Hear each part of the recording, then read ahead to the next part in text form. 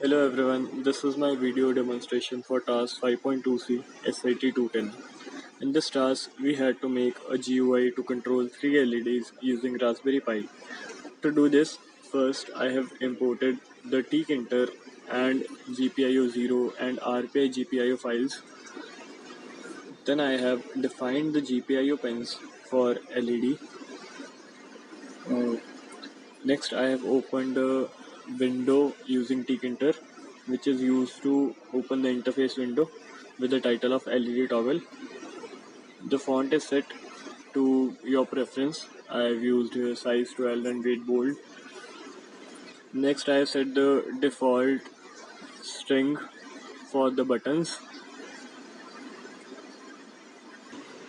I have created a variable named Ansh, that is a string variable.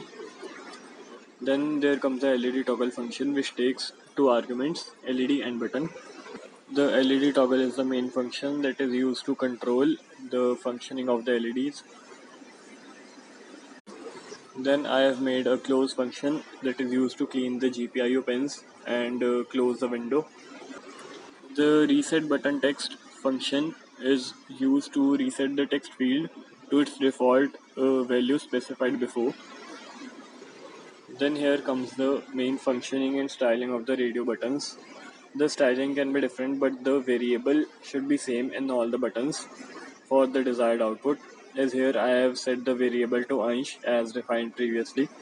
This variable is same throughout all the three radio buttons. Then the command is used to call the function required. Here I have also used a lambda term. It is a callback function. I have used grid to position the buttons in the window.